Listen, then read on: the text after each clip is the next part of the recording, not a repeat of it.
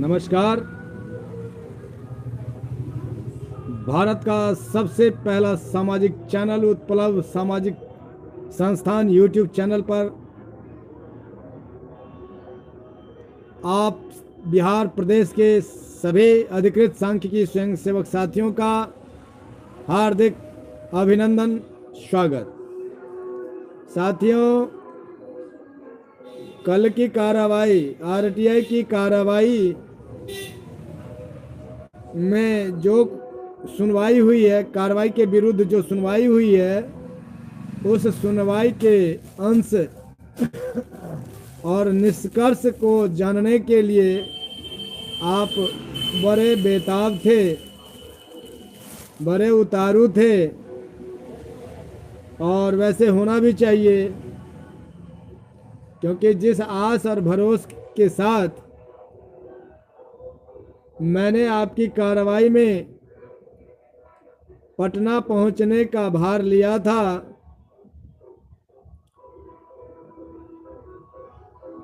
उस कार्रवाई का अंश जानने के लिए आपको बहुत जरूरी है। साथियों, आज तक मैंने पहले भी कहा था कि 25 जनवरी की आरटीआई की हमारी कार्रवाई ऐतिहासिक कार्रवाई होगी, जिसमें दूध का दूध और पानी का पानी साफ हो जाएगा, स्पष्ट हो जाएगा। वही हुआ जो जानकर आप लोगों को बहुत ही अनुभव और ज्ञान हासिल होगा। साथियों, तो अब जानिए आप कल की आरटीआई की कार्रवाई के अंश।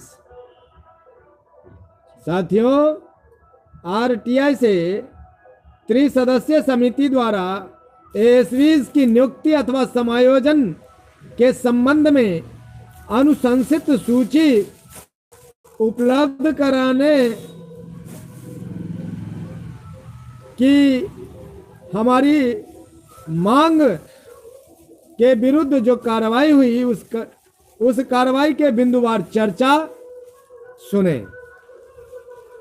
नंबर ए बी सी करके हमने किया है। ए, समिति का अस्तित्व का उस सुनवाई में सर्वप्रथम समिति के अस्तित्व पर सवाल आया।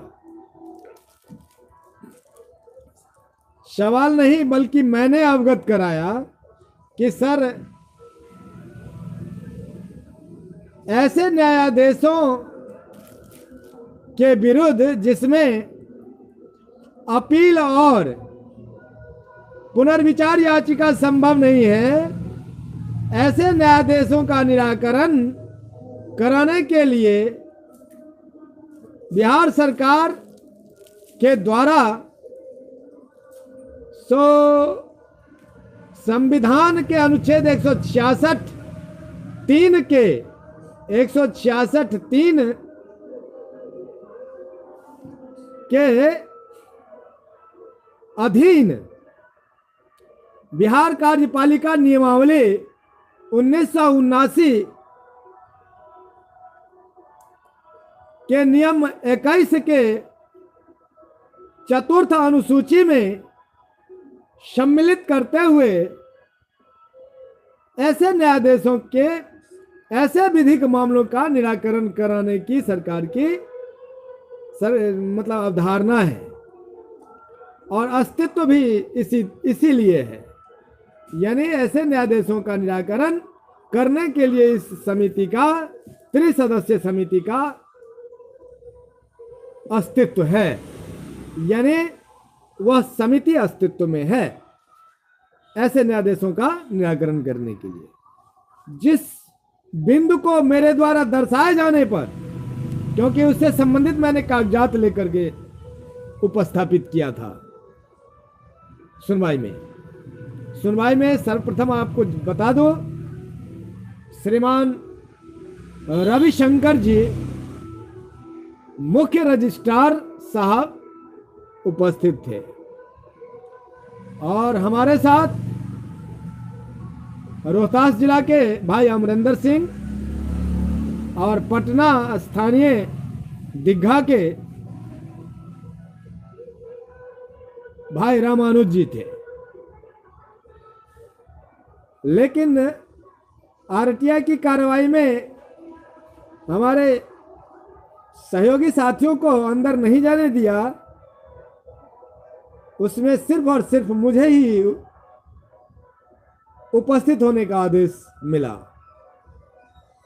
उसके पश्चात मैं सुनवाई में भाग लिया और सुनवाई में बिंदुवार चर्चा हुई। तो आपने एक कंडिका की चर्चा समझ ली, समिति के अस्तित्व की चर्चा। दूसरा बिंदु है बी में है समिति की अवधारणा, यानी इस समिति के गठन की या अस्तित्व होने की अवधारणा क्या थी सरकार की, यह भी जान लें। मैंने हालांकि इसका भी जवाब पहले ही बिंदु पर स्पष्ट हो गया है कि ऐसे न्यायाधीश जिनके मामले में अपील और पुनर्विचार याचिका संभव नहीं है, ऐसे मामले का निराकरण करने के लिए इस समिति का गठन किया गया। यही उसकी सरकार की अवधारणा थी। सी, समिति की अवधारणा प्रशासनिक स्तर पर महज एक खानापुरी। जब सुनवाई में स्तर से यह बताया गया, जब मैंने उनको दर्शाया कि श्रीमान इस तरह इस समिति विधिक समिति का वजूद है और उसकी अवधारणा है सरकार की, तो इस बिंदु पर चर्चोपरांत श्रीमान रविशंकर जी मुख्य रजिस्ट्रार के द्वारा इस बात को कहा गया, समिति की अवधारणा प्रशासनिक स्तर पर एक खानापुरी होती है, इसीलिए महज एक खानापुरी कहा गया है। अब तीसरे बिंदु पर है त्रिसदस्यीय समिति में योजना एवं विकास विभाग के बतौर सदस्य प्रशासनिक विभाग के छटनीग्रस्त एएसवीज के मामले सम्मिलित होने की पुष्टि के सवाल पर जब हमने उनसे कहा कि अब यह बताया जाए हुजूर कि त्रिसदस्यीय समिति में क्या हमारा मामला है, एएसवीज का मामला है, जब नहीं है, कहीं नहीं दिखने को मिल रहा है, इसीलिए हमने आरटीआई करने पर हम बाध्य हुए हैं। घुमा फिरा करके सवालों को घुमा फिरा करके हमने सवाल किया, बिंदुओं को घुमा फिरा करके हमने सवाल किया है कि किसी तरह हमें इस बात से अवगत हो, मतलब हम इस बात से अवगत हो लें कि हमारा मामला उसमें उस समिति में विधिक समिति में शामिल है या नहीं है। तो उसका करने के लिए हमने ऐसा सवाल किया जो श्रीमान आपके स्तर से यह बताया जाए कि क्या इस समिति में हमारा मामला शामिल है या नहीं। तो उसकी पुष्टि, यानी हमारा मामला सम्मिलित होने की पुष्टि के हमारे सवाल पर उनके स्तर से बताया गया कि चूंकि आप यानी हमारे मामले से संबंधित विभाग योजना एवं विकास विभाग के सचिव द्वारा दिनांक 23 सितंबर 2020 के पत्र का हवाला देते हुए उन्होंने बताया कि जब इस तरह का कठोर आदेश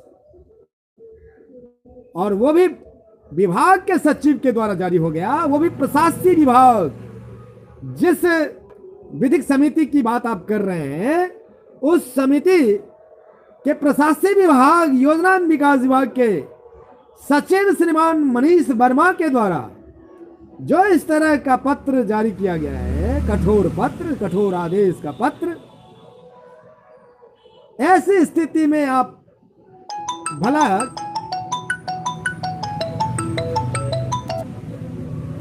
क्यों चाहते हैं कि आपके मामले सम्मिलित होने की आपको पुष्टि कर दी जाएगी विभाग के स्तर से, और पुष्टि आप इसी पत्र से समझ लीजिए कि आपके मामले सम्मिलित होने की पुष्टि हो रही है या नहीं। ऐसा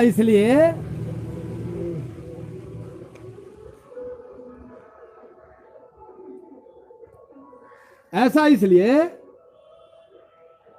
कि जब सरकार ने विभाग ने आदेश जारी कर कठोर आदेश, तब ऐसी स्थिति में किसी भी सकारात्मक कार्रवाई की आस करना ही बेकार है आप लोगों की। 23 सितंबर 2020 के पत्र का हवाला, जिसमें एएसवीज के मामले पर विभाग के किसी भी अधिकारी पदाधिकारी द्वारा किसी भी तरह की कार्रवाई करने अथवा सूचना उपलब्ध कराने पर रोक लगाए जाने की बात दृढ़ता से अनुपालन कराना आदि, जब इन बिंदुओं पर चर्चा हुई तो ऐसे बिंदुओं पर गहनता से यानी गंभीरता से विचार करने के उपरांत अंततः एएसवी से संबंधित मामला पर वर्तमान तो क्या भविष्य में भी किसी तरह की अनुकूल कार्रवाई की आस में एक दिन भी और इंतजार करना अपना बहुमूल्य समय बर्बाद करना सिद्ध होगा। साथियों, अब इसमें कुछ नहीं बच गया है कहना। इसके बाद अंतिम निष्कर्ष मैं आप लोगों को बता रहा हूं, और वहां पर इन सभी बिंदुओं पर गंभीर चर्चा के उपरांत हमने और पदाधिकारियों के बीच हुई वार्ता के अनुसार हम लोगों ने अंतिम निष्कर्ष यही निकाला है कि उपरोक्त सभी तथ्यों अथवा बिंदुओं पर गंभीरता से विचार करने पर अंतिम यही निष्कर्ष निकाला गया कि मेरी आरटीआई की इस कार्रवाई के विरुद्ध जो प्राप्त मूल विषय से अलग, भ्रामक एवं दिनांक 23 सितंबर 2022 की विभागीय सचिव द्वारा जारी चिट्ठी यानी गैर संवैधानिक आदेश, उस आदेश सीधे तौर पर और कहीं नहीं, सीधे तौर पर सर्वोच्च न्यायालय यानी सुप्रीम कोर्ट पहुंचकर ही अंतिम न्याय प्राप्त किया जा सकेगा, प्राप्त करना होगा। इसके अलावा अब हमारे पास कुछ कहने को नहीं रह गया है। हमारे ही पास नहीं, हमारे पास का मतलब हुआ कि हम बुद्धिजीवियों के पास, जो न्याय में विश्वास करता है, जो संविधान में विश्वास करता है, जो कानून में विश्वास करता है, नियमों में विश्वास करता है। इसलिए अब कोई जो कंबल ओढ़ के घी पीने और रजाई ओढ़ के सगुफा छोड़ने का काम कर रहे हैं, वो सब करना बंद कर दें, और एक दिन भी और विलंब करना हमारे लिए बहुत ही खतरनाक बात सिद्ध होगी। इसलिए भाइयों, अब हम लोगों को आर पार की लड़ाई करनी होगी। हम ये नहीं कहेंगे कि हम रोड पर जाएंगे, सड़क पर लड़ाई करने से हमारी मंजिल नहीं मिल सकेगी, हमारा परिणाम नहीं मिल सकेगा, हमें न्याय नहीं मिल सकेगा साथियों। इसीलिए हमें कोर्ट का शरण लेना होगा। कहिएगा हाई कोर्ट, तो अब आपका मामला हमने इस बिंदु तक पहुंचा दिया कि अब हाई कोर्ट में घूमने की जरूरत नहीं है। इसी हमारी आरटीआई की कार्रवाई को उठा करके सीधे हम लोगों को सुप्रीम कोर्ट चलना होगा। और कहते हैं हाँ, एक बिंदु है, एक बाधक है, टाइम बार यानी एक विधिक बिंदु है। लिमिटेशन एक्ट के तहत टाइम बार की बाध्यता होती है। टाइम बार जानते हैं? टाइम बार का मतलब होता है समय की बाध्यता, यानी आप हमारा समय बीत गया है, क्योंकि आदेश यानी एलपीए की बात करेंगे यहाँ, सर्वोच्च न्यायालय जाने से पहले हम अपील करने के उपरांत ही जा सकते हैं। इसीलिए हमारी अपील 2018 में पारित हुई है, भले ही खारिज हो गई, उससे मतलब नहीं है।